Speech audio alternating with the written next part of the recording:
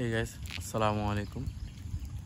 তো আজকে সকালবেলা একটু তাড়াতাড়ি উঠলাম, উঠে একটু হাঁটতে বের হলাম আমার এলাকায়।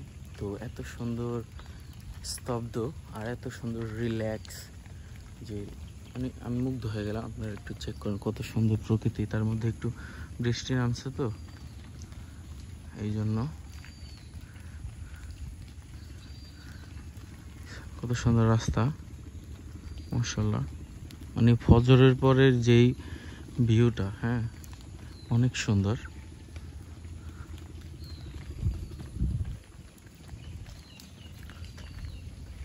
তো একটু হাঁটতে বের হয়েছিলাম, দেখলাম চারপাশটা একটু খেয়াল করলাম, না মোটামুটি ভালো লাগলো। মানে আমরা যে সারাদিন এই মোবাইল ফোনের ভেতরে থাকি, ওইটার থেকে বের হয়ে একটু সকালবেলা হাঁটতে বের হইলে মানে ভালো লাগার মতো একটা ফিল হয় ভিতরে। দেখেন গাছপালা,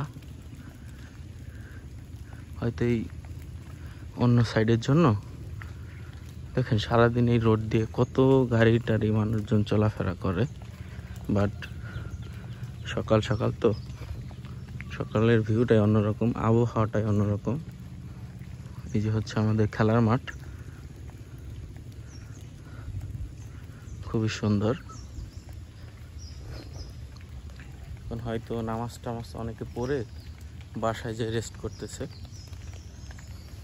তো নামাজ পড়ে আমি একটু হাঁটতে বের হয়েছি, ওই সাইডটা গেছি, এখন বাসায় যাইতেছি।